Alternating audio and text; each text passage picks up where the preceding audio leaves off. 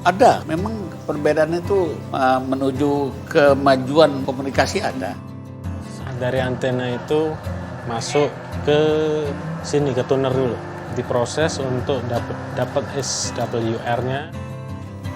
Iya, karena saya itu anggota orari, sepertinya ya ambil yang ekonomis dong.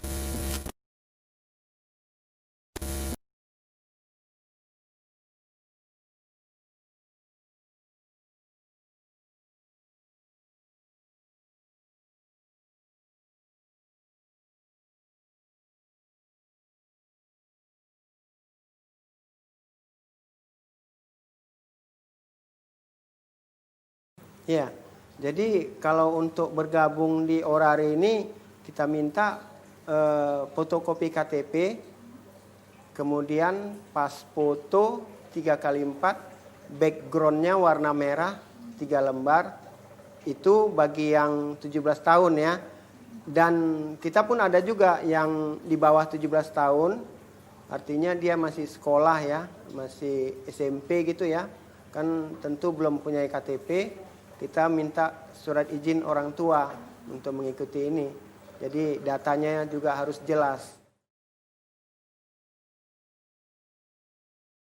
Kegiatan orari banyak kita lakukan, kita ada MOU kepada Basarnas, Tim SAR ya, untuk ke Palang Merah Remaja, Palang Merah Indonesia, Gerakan Pramuka, dan sudah sering kita laksanakan misalnya kemah besar yang ada di Punggur, sudah itu Jota-Joti itu kita pengiriman mengajari anak-anak adik-adik pramuka komunikasi kepada kuartir cabang di seluruh Indonesia. Alhamdulillah kalau di Batam ini, walaupun saya anggota, pengurus-pengurus Kota Batam mempercayai saya untuk mengasih materi. Kalau sebenarnya ada dukom, anak-anak SMA, SMP, SD selalu ngasih materi. Apalagi baru-baru ini kan ada Jambore Asia Pasifik. Asia Pasifik itu dulu tahun 88 itu di Australia sempat saya ikut. Nah ini baru ada lagi kemarin 2019 di bulan Oktober. Ada, memang perbedaan itu menuju kemajuan untuk komunikasi ada. Misalnya pada saat pertama kita kan masih menggunakan HT, selanjutnya kita menggunakan high frekuensi. High frekuensi ini yang sifatnya bisa ke seluruh ke seluruh Indonesia bahkan dunia komunikasinya. Nah, itu. Jadi dan di samping itu kita di samping komunikasi, kita juga berusaha untuk menciptakan satu alat komunikasi tambahan. Misalnya, sebagai contoh, kami pernah membuat suatu alat interface namanya ya. Itu dengan modal komponen hanya 30.000, kita sudah bisa menggunakan komunikasi mengirim berita, mengirim data, ataupun foto dengan frekuensi radio. Itu berarti tuh ada jangkauan jaraknya nggak? Kirim gambar tuh bisa atau dari bisa kemana saja? Itu bisa kirim gambarnya tuh? Bisa kemana saja, cuman kan kita kan menggunakan jaringan internet ya, karena kita gabungkan dengan komputer juga pengiriman datanya itu. Cuman frekuensinya kita gunakan frekuensi radio. Kita mulai antena dulu. Antena yang kita gunakan yang di atas itu antena dipole dengan balun 1:1. Terus dari antena itu masuk ke sini, ke tuner dulu. Diproses untuk dapat SWR-nya, bisa dapat 1,6. Ya, lumayan lah. Dari situ masuk radio. Nah, radio ini fungsinya untuk menangkap pertama kali. Ini sebenarnya analog ya. Penangkap pertama kali sinyal dari antena diolah sama dia. Habis itu dari radio ini dengan bantuan audionya masuk ke interface. Sekalian untuk TX-nya. TX itu transmit radio juga diolah oleh interface. Dari interface ini audionya, in-out audionya kemudian diolah ke komputer. Mode yang paling tua, mode digital di mana amati radio yang paling tua, itu RTTY namanya. Kita coba CQ di RTTY, suara sinyalnya seperti itu. Dan tampilan di radio sinyalnya akan seperti ini, agak lebar. Mungkin sekitar berapa kasih nih, saya nggak tahu nih berapa ini. Nah, ini nanti kalau kita ganti modenya pasti juga akan berbeda. Saya coba panggil, siapa tahu nanti ada yang masuk. Kayaknya nggak ada, kita coba ganti mode ke PSK 31. PSK 31, suara sinyalnya seperti itu. Ini kan udah kayak kereta api gitu suaranya. Terus sinyal yang di komputer, yang terbaca di komputer lebih sempit. Ya, awalnya itu kita panggil mereka. Misalnya ke Malaysia. Nine Whiskey itu papa berapa golop saya panggil. Dan tuh saya sebutkan kosen saya. Di sini Yankee Foxtrot 5, Yankee Foxtrot calling Anda. Nah, dia saut kita. Jadi pertamanya itu memang kita panggil kosen dia itu di sana. Saya pun dulu pernah kuliah di Jogja itu, tapi masih tahun 70-an, tahun nggak enak. Dan nikah Mas Dato, Yankee Delta 2, Yankee Alpha, Yankee Foxtrot 5, Yankee Foxtrot Batam Island berarti.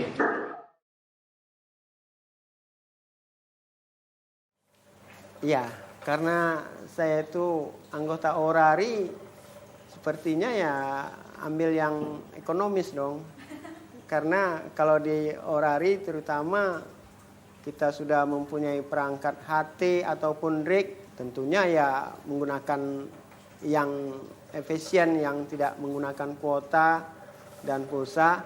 Memang boleh kita menggunakan yang seperti itu pada saat untuk kawan-kawan, mungkin kan nggak semuanya juga ya yang mempunyai perangkat dan HT. Ya itu memang ya masih lah kita pakai juga itu. Lebih eksis Batam daripada Sumatera Barat dan Riau. Karena kami di Orari ini setiap hari kami ada check-in. Check-in di Nusantara, orang misalnya dari Pekanbaru memanggil seluruh orang yang ada di Nusantara. Di Batam ini jauh lebih banyak yang menyaut panggilan itu.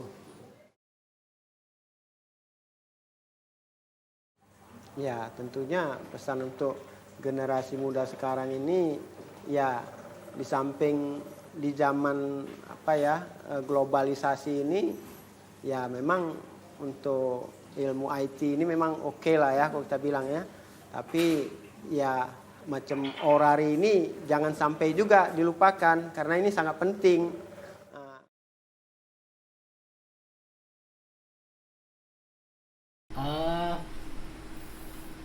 Kesan yang pertama tadi yang saya lihat kan judul kan mewakili satu film tuh. Biasanya judul itu jadi referensi pertama. Ini film tentang apa? Saya rasa judulnya cepet banget tadi lah. Bahkan saya tuh baru lihat, oh iya tadi judul ya. Sampai nggak kebayang bahwa itu tuh judul secepat itu. Itu yang pertama. Saya bahas tulisannya dulu ya.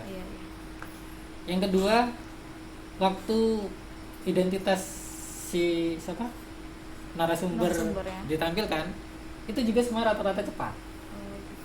Padahal ketika orang itu berbicara, fokusnya kadang-kadang nggak ke nama dulu, tapi apa yang dia omongin. Ketika kita dengar apa yang dia omongin, oh iya ternyata yang dia omongin ada informasi penting gitu kan. Ini siapa sih? Baru lihat ke bawah. Nah yang saya alami itu, saya dengerin dia ngomong, terus ini siapa ya? Lihat ke bawah, udah hilang. Yang kedua, yang ketiga masih terkait tulisan. kalian menunjukkan beberapa informasi tentang apa yang disebutin yang ada di layar, terus muncul tulisannya. Dan itu sudah dibantu dengan bunyi bip di sini, ting dan sebagainya. Tapi kadang tingnya itu justru mengganggu saya ketika tempat tulisan itu tidak dalam jangkauan yang saya lihat atau yang ditunjukin. Misalnya barangnya di sini nih, tapi tulisannya di sini. Nah gitu. Kalau memang tulisan ini fungsinya untuk membantu, setidaknya di mana fokus orang itu ngelihat di sekitar itu. Yang ketiga, sekarang ke gambar. Ke gambar itu saya lebih terganggu dengan sudut pengambilan gambar. Yang pertama sudut pengambilan dulu. Sudut pengambilan gambar yang ketika kalian maksudnya pakai 2 kamera nih. Satu kamera di sini. Oke. Terus begitu kalian pindah kamera yang lain, bukan ke sudutnya sih, saya lebih ke framingnya. Framingnya tuh kayak nggak bisa dibilang nggak profesional, karena ada head yang kepotong gitu. Habis itu shaking di sini goyang itu ada tujuannya nggak sih? Kalau nggak ada tujuannya berarti itu tadi fail gitu. Goyangnya tuh kenapa nggak pakai tripod sekalian yang satunya? Kalau satu gambar di sini, gambar sini. Tapi kalau memang ada kesan yang mau disampaikan bahwa shaking itu orang yang lagi berjalan atau kondisi yang tidak memungkinkan, itu oke lah. Tapi di sini tadi framing kamera satu yang waktu wawancara di tempat yang sama tadi. Nah, framing yang kedua ini kadang nggak profesional. Oh iya, di tempat yang sama ini ada 3 narasumber di tempat yang sama. Saya nggak tahu apakah harinya berbeda, apakah kalian memang sengaja lepas tripod ganti lagi atau gimana, ganti kamera lepas baterai dan sebagainya. Setiap orang kok framingnya beda gitu, padahal tempatnya sama. Ngapa nggak satu kali setting dan kondisinya sama? Atau yang satu, yang kalau nggak salah tadi shoot yang ketiga itu yang menurut saya yang paling bagus, yang ke ibu-ibu. Terus kalau yang pertama itu kayak kejauhan. Harusnya tadi karena ini kan sudah di set nih kan, tempatnya di situ-situ aja. Ya udah, kameranya satu aja di situ. Terus yang satunya mau di sebelah kiri atau sebelah kanan terserah kalian, tinggal hadirnya kemana gitu kan. Nah kalau memang ini sudah di setting, harusnya orang pertama, kedua, ketiga framingnya sama. Yang tadi beda, 3-tiganya beda. Bahkan karena saking bedanya itu, orang yang ketiga ini untuk 2 kali shoot itu framingnya juga beda. Terus dari soundnya tadi menurut saya semuanya sudah jelas terdengar. Mungkin yang mau saya sedikit kritisi waktu yang di ruangan yang sama itu yang ibu-ibu kalau nggak salah, sama yang bapak-bapak yang kedua itu bagus, nggak ada banyak noise. Tapi nggak tahu yang pertama kenapa itu kok berisik, apa pintu nggak ditutup atau apa gitu. Nah itu kerasa banget. Kenapa kerasa? Karena pertama kali yang diputar yang itu. Begitu saya dengar, kok gini ya, kok berisik ya, kok ada banyak dan segala macam. Padahal itu infonya dari sana. Nah begitu yang kedua udah agak minimalis. Yang ketiga juga. Terus kalaupun ini sound lagi, kalaupun itu nanti bisa ya intinya di situ soundnya harus diperhatikan lagi. Ada lagi tadi yang tentang melihatkan contoh bahwa beginilah orang yang sedang main radio. Entah dia tadi ngubungin sama siapa gitu kan, yang dia cerita bahwa saya mahasiswa di Yogyakarta dan sebagainya tadi. Nah itu kan suaranya minim banget tuh, maksudnya suaranya kecil, terasa agak jauh, dan mungkin kalau pakai headset kan jelas nih, tapi kalian kan belum tentu di headset nih. Yang pertama, yang kedua kan nanti kalau di pameran mungkin itu suara nggak bakal kedengeran, walaupun kalian sudah pakai speaker karena rame. Harusnya dikasih subtitle, jadi orang jelas dia tuh ngomongin apa sih. Nah, pernah kalau ke rumah sakit nggak ada film atau di puskesmas kan itu ada film nunjukin bahwa cuci tangan sebelum apa. Nah dia ngomong kadang suaranya nggak kedengeran, tapi orang bisa kebantu dengan baca subtitlenya.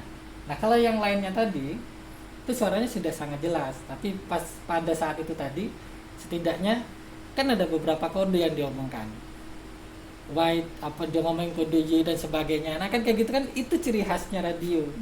Karena kalian tujuannya menginformasikan bagaimana radio digital. Itu kalau suara itu kisaran visual sama audio. Secara informasi saya nangkap, oh iya ada lagi. Beberapa itu makan durasi, cuman saya rasa nggak penting. Nggak penting untuk ngenalin gini loh dunianya analog sama digital. Karena yang dia kenalin itu teknisi itu semuanya hampir analog dan kayaknya itu informasinya tingkatnya lanjut. Bukan kayak kalian ngenalin sama orang kimia gitu kan. Ini loh, nah itu kayaknya lanjut banget tuh. Sampai ini kayak gini dia ngomongin PTT dan sebagainya. Nah itu makan durasi yang harusnya bisa diganti dengan wawancara yang lebih informatif dan ya yang giring tujuan kalian apa sih. Nah yang kayak gitu nanti kalau dia tertarik bisa nonton di beberapa video yang lain gitu. Kira-kira apa yang kalian butuhkan lagi? Oke, berarti kalau seandainya video ini tersebar luas gitu Pak, kira-kira informasinya positif ya atau ada informasi negatif gitu? Sejauh ini yang saya alami setelah nonton video ini, saya dapat informasi bahwa ada perbedaan antara yang digital sama analog dan dijelaskan tadi kan bahwa terkait harga, pulsa dan sebagainya dapat informasinya, dapat. Dan itu rata-rata memang dari suara. Hampir tidak bisa mendapatkan dari visual. Karena semuanya itu bagi bukan orang yang berkecimpung di radio. Visual itu ya langsung ini apa sih. Nah itu. Karena begitu dia nunjukin antena aja ya, itu kayak bukan antena, kan bundar gitu. Nah itu. Sejauh ini informasinya dapat kalau dia mendengarkan audio. Sekali lagi kalau ini nanti dipamerkan dan ternyata tempatnya rame dan sebagainya, saya nggak yakin informasi kalian tersampaikan. Apalagi tidak ada subtitle. Apalagi. Kalau durasinya nih Pak, kira-kira durasinya dalam 10 menit itu Bapak tuh ngebosanin apa gimana tuh sama nonton? Tadi kalau nggak salah 5 menitan ya? 5 menit, nampaknya 8 menit? Iya 8. Hampir membosankan ketika hal itu baru dalam artian saya nggak butuh. Nah kayak teknisi tadi hampir dibilang pribadi saya ketika saya ingin tahu dunia digital dan analog itu seperti apa, ya itu tingkat lanjutnya. Nah, itu justru kalau menurut saya bolehlah waktu dia ngobrolin apa gitu klipnya itu. Tapi kalau dia khusus jelasin itu, ya ada sih informasi yang didapatkan. Tapi justru itu yang membuat saya ini kayaknya nggak ketujuannya deh. Kan tujuannya bukan ke sana. Tapi kalau kalian memang memperkenalkan ini device yang digunakan untuk kan kalian kan menunjukkan eksistensinya. Eksistensi itu lebih ke pendapat orang, cerita orang atau dari si pengguna, bukan dari bagaimana dia merakit, apa alat yang dipakai, nggak ke situ. Itu kalau dari saya.